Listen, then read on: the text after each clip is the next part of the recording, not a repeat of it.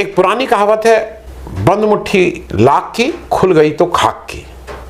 भारत जब तक बंद मुट्ठी था, विश्वगुरु और मान लो 140 बिलियन बुद्ध और महावीर की धरती, 10,000 साल पुरानी सभ्यता, ये सब जब हम लोग करते थे तो मुट्ठी बंद थी, मुट्ठी लाख की थी।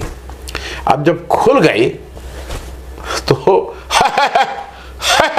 इसके अलावा हमारे पास और कोई रास्ता नहीं है। हर बात में, चाहे अच्छी बात हो चाहे बुरी बात हो, समझ में आए चाहे ना आए, करके उसको पास कर दो। ये भारत की मुट्ठी खुल चुकी है। मैं इस बात को इसलिए कह रहा हूं कि देखिए, जो चीन में हुआ है वो एक घटनाक्रम है जिसको हमें और आपको समझना होगा, और भारतवासी होने के नाते समझना होगा। ट्रंप, सब लोग कह रहे हैं ट्रंप साहब अजीबोगरीब काम कर रहे हैं और देखिए डुबो दिए और बिल्कुल वो हैं और क्या करते हैं ट्रंप। मुझे एक काम ऐसा बताइए जिससे यूएसए में नुकसान हुआ, यूएसए का जिससे व्यापारिक घाटा हुआ। ट्रंप वो सारे काम कर रहे हैं। ट्रंप व्यापार के रूप में, ट्रंप ने बिल्कुल ये देख लिया है कि बिना चीन को साथ लिए अब इस दुनिया में, जिसको कह रहे हैं ना, दादागिरी संभव नहीं है। तो जब कोई एक बड़ा दादा आ जाता है, मतलब कोई माफ कीजिएगा, कोई एक उभरता हुआ दादा आता है, तो बड़ा दादा उसको कुछ एरिया देता है कि ये तुम्हारी एरिया, तुम इधर हम नहीं इंटरफेयर करेंगे, इधर नहीं। ये पूरे विश्व को दो महाशक्तियां आपस में पावर बैलेंस करके आपस में बांट रही हैं कि तुम इसको देखो, तुम इसको देखो, हम ऐसे करेंगे ऐसे। अमेरिका जो बार बार था कि चीन के ऊपर हम इतना टैरिफ लगा देंगे और 400% लगा देंगे और 200% लगा देंगे, कहीं लगा? याद करिए, ट्रंप ने जब वो अपना शपथ ग्रहण की बात थी तो उन्होंने किसको बुलाया था? उन्होंने किस देश के राष्ट्राध्यक्ष को बुलाया था? याद आया? हमारे यहाँ क्यों नहीं बुलाया था, या किसी और के यहाँ क्यों नहीं बुलाया था? क्योंकि उनको पता था कि चीन में ही वो ताकत है, चीन को साथ रखना है। अगर दुनिया पे इस समय आपको हुकूमत अपनी चलानी है, निरंकुश शासन चलाना है दुनिया पे, तो उसके लिए बिना चीन और आपका गठजोड़ के संभव नहीं है। उन्होंने उसको भांप लिया और वो सारी चीजें उसी हिसाब से कर रहे हैं। अब तो ईरान भी बहुत अच्छा हो गया। ट्रंप जी के देखिए, ईरान तो इतना अच्छा देश है, उससे बहुत बढ़िया है, पुरानी सभ्यता है, उसके साथ करेंगे। उन्होंने चीन से भी कहा कि भाई ये सैंक्शन उठ रहे हैं, अब चीन भी वहाँ से तेल ले, सब लोग ले, उनसे भी ले, सब। वो व्यापारी आदमी है।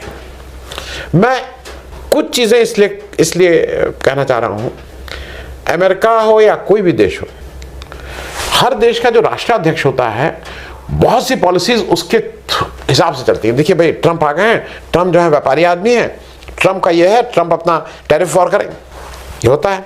चीन के शी जिनपिंग साहब, ये पॉलिसी के शी जिनपिंग साहब है, वो ऐसे ऐसे करते हैं, सबको पता है। पुतिन की पॉलिसी, रशिया के, सबको पता है कि भाई कैसे करें। पॉलिसी राष्ट्रीय अध्यक्ष के हिसाब से चल रही है। जरा आपने कभी सोचा कि मोदी जी की कौन सी पॉलिसी है? क्योंकि मोदी जी दुनिया में किस लिए जाने जाएंगे? क्या वो ऑपरेशन सिंदूर के लिए जाना चाहते हैं? कौन सी पॉलिसी, मतलब कौन सी ऐसा ट्रेड है जिससे है कि देखिए ये जो मोदी जी आए, मोदी जी ने हिंदुस्तान में इस तरह से उसको आगे बढ़ाया। कोई पॉलिसी आपको समझ में आती है?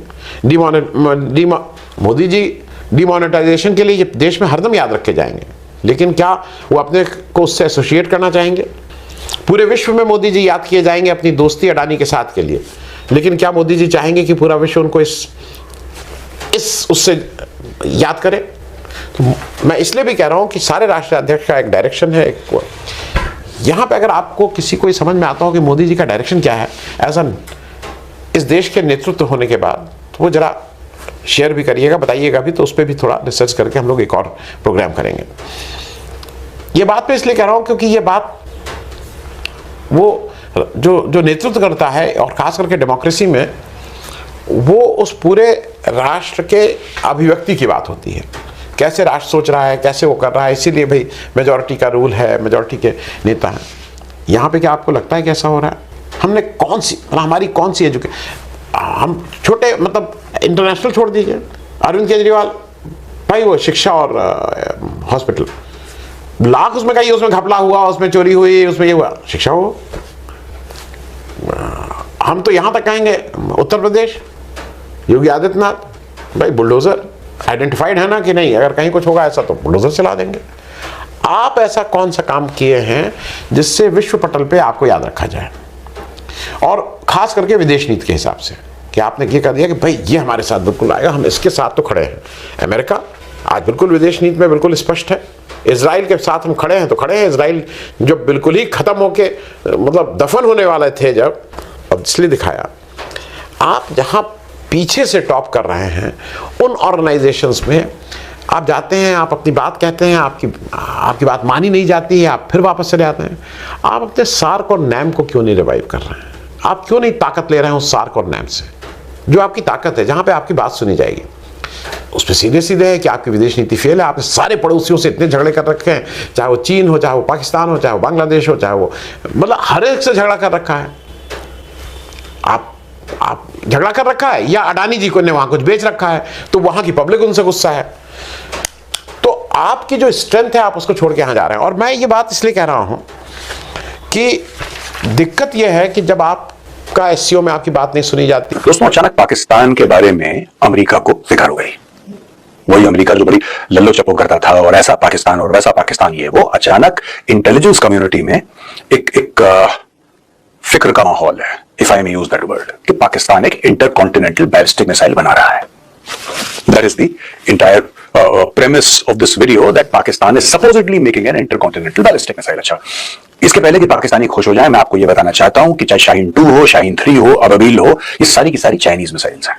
आप जाके इंटरनेट पे चेक कर लीजिए, आपको पता लग जाएगा कि कौन सी मिसाइल क्या है, किससे उसका मोटर लिया गया है, किससे उसका इंजन लिया गया है। ये सिर्फ आके पाकिस्तान में असेंबल हुई है, सारी की सारी टेक्नोलॉजी ये चाइनीज है।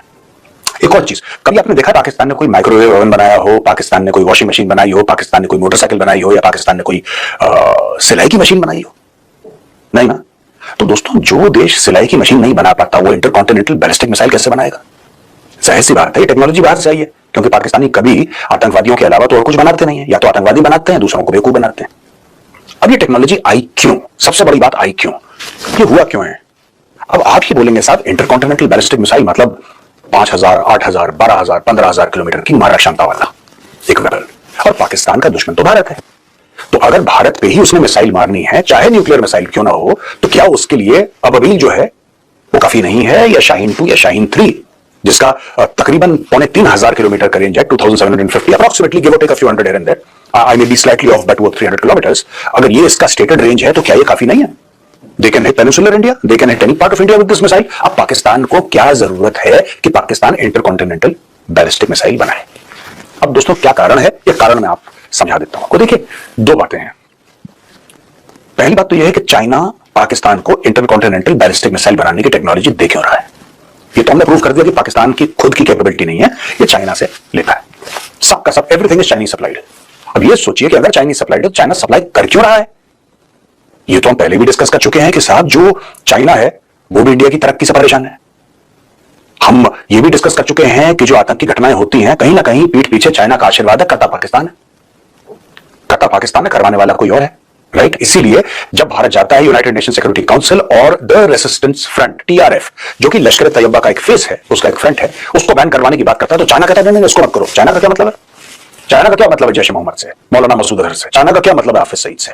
चाइना का क्या मतलब है TRF से? लेकिन है मतलब वही डायरेक्टली मिसाइल से कनेक्टेड है। दोस्तों, मैं आपको आसान शब्दों में बताता हूं। देखिए, आज की तारीख में चाइना के पास एक बहुत बड़ा हथियार है, उस हथियार का नाम है नॉर्थ कोरिया। आपको पता है नॉर्थ कोरिया कुछ नहीं करता है। नॉर्थ कोरिया बीच बीच में एटमी धमकियां देता है दुनिया को। साउथ कोरिया को तो कहता है मैं तुम्हें बर्बाद कर दूंगा, अमेरिका को कहता है मैं एक बटन दबाऊंगा ये हो जाएगा, यूरोप को बर्बाद कर दूंगा। ये सारी की सारी चीज एक विधा जिसमें भारत ने पूरी दुनिया में पहला स्थान बनाया है, पारंगत हो चुका है भारत, वो है इशारों इशारों में कड़ा संदेश दे देना, इशारों इशारों में किसी भी देश को नक्शे से मिटा देना, इशारों इशारों में किसी की बखिया उधेड़ देना। ये इशारों वाली कला पिछले 11 साल में भारत ने डेवलप कर ली। चीन में एससीओ की समिट, 10 देश है मेंबर। राजनाथ सिंह गए थे, सारे अलग अलग देशों के वहां पर रक्षा मंत्री थे।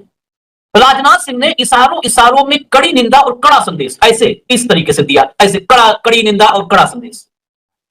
तो आप यकीन नहीं करेंगे, इन्होंने इशारों इशारों में कड़ा संदेश दिया था और पाकिस्तान और चीन दोनों ने मिलकर डायरेक्ट कोई इशारा नहीं किया, डायरेक्ट बेइज्जत कर दिया। अब ये सब वहां हुआ जहां रूस भी मौजूद था। तो अब ये भी मान लीजिए आप कि रूस भी मोदी छोड़ चुका है। अमेरिका पाकिस्तान को प्यार करता है, रूस और चीन भारत को छोड़ चुके हैं। पाकिस्तान दुश्मन ही है, चीन नंबर 1 दुश्मन है कौन? बस बजाते रहिए जो है डंका। देश की फॉरेन पॉलिसी, इस देश की डिप्लोमेसी, जिसका डंका सुबह से, जब हम सो के उठते हैं तो खबर से शुरू होते हैं और रात में खबर के साथ सो जाते हैं।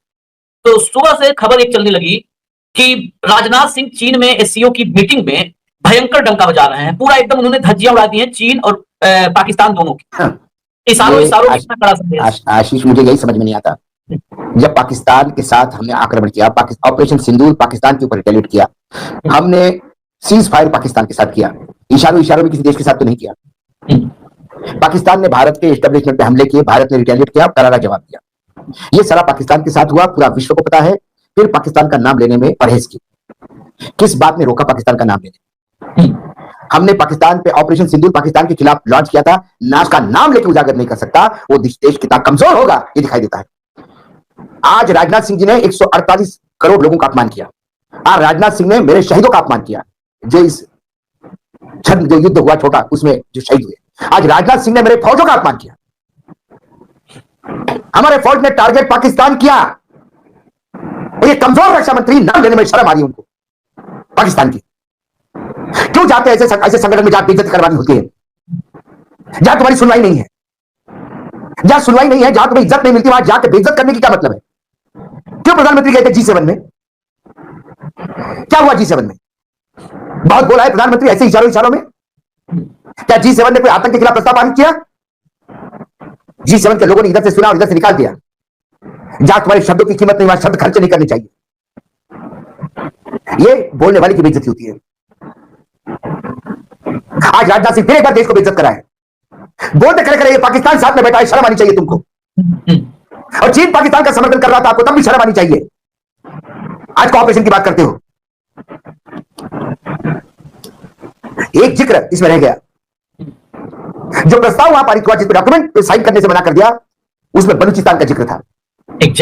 पाकिस्तान ने अपने यहां बलूचिस्तान में कैसे आतंकी तकलीफ देते हैं ये कह रहा, लेकिन वहां पहलगाम का जिक्र नहीं है। ये भारत का फेलियर है। और आप दस्तावेज पे साइन नहीं करते हो। आपने वॉकआउट कर देना चाहिए था वहां से। आप बोलने के बाद बताना चाहिए था कि यदि मैंने इतना बोलने के बाद भी आप लोगों के दिमाग में नहीं आता, तो ऐसे बददिमाग लोगों के साथ बैठकर समय बर्बाद करना यह भारत की इज्जत नहीं है। एक देश तुम्हारे साथ वॉकआउट नहीं कर गया, सब देशों ने साइन किया।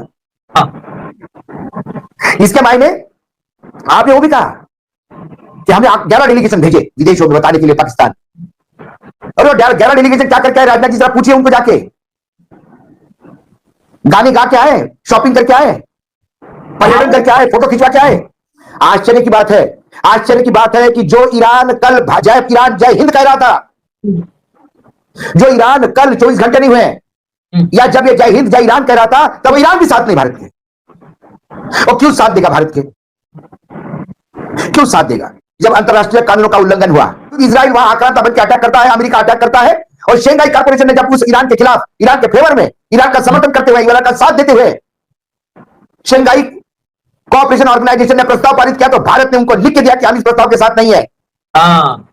जब आप इस प्रस्ताव के साथ नहीं है, तो इस प्रस्ताव बाकी तुम्हारे साथ क्यों रहे? राजनाथ सिंह जी जवाब दीजिए। जब इसी ऑर्गेनाइजेशन का एक देश पीड़ित है, पूरा ऑर्गेनाइजेशन उसके साथ खड़ा है, तब आप क्यों चुप रहे?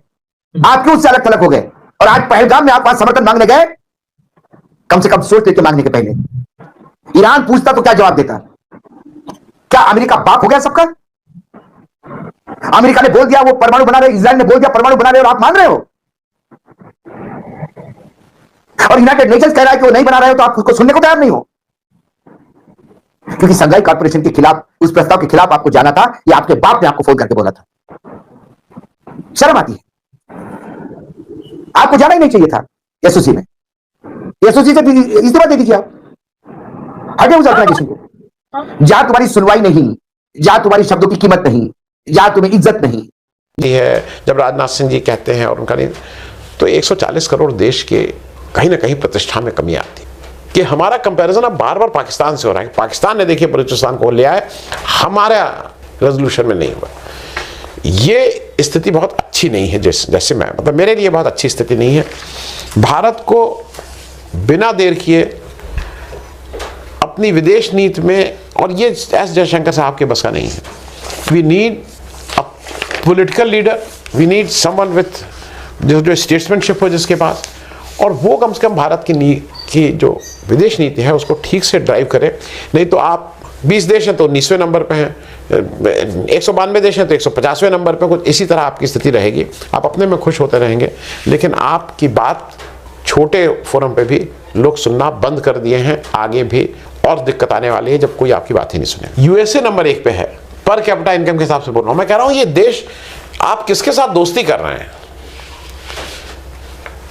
मेरे और आपके घर के भी, मतलब क्या हमारी और आपकी दोस्ती मुकेश अंबानी से हो सकती है? दोस्ती की बात कर रहा हूं, जान पहचान अलग चीज है।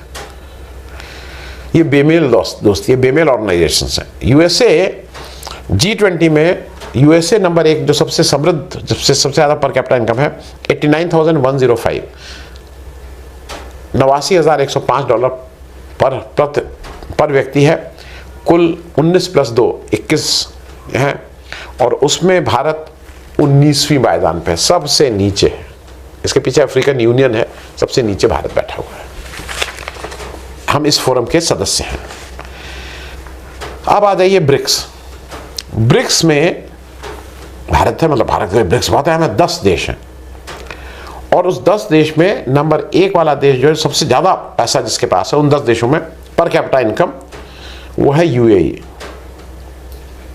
यूनाइटेड अरब एमिरेट्स का पर व्यक्ति आय $52,977 पर व्यक्ति है, और हमारे यहाँ मैंने जैसे पहले ही बताया था 2937, हमसे 20 गुना। पाकिस्तान ने हमें आसमान से लेकर ज़मीन पर पटक दिया। हम जहाँ भी जाते हैं लोग कहते हैं ये हारे हुए मुल्क से आए हैं। इंडियन मीडिया रोने पर मजबूर। पाकिस्तान ने हमें ऐसा जलील किया, ऐसा रसवा किया, शिकस्त दी है जंग में कि हम कहीं मौत खाने के काबिल नहीं हैं। जहाँ जाते हैं हमारी बेइज्जती होती है। मज़ीद अगर इस तरह की आपने वीडियो देखनी है तो हमारे चैनल को सब्सक्राइब कर लें। वीडियो पसंद आई हो तो वीडियो को लाइक कर लें और दोस्तों के साथ शेयर ज़रूर कर लें। मिलते हैं किसी नेक्स्ट वीडियो में। अल्लाह नेगबान।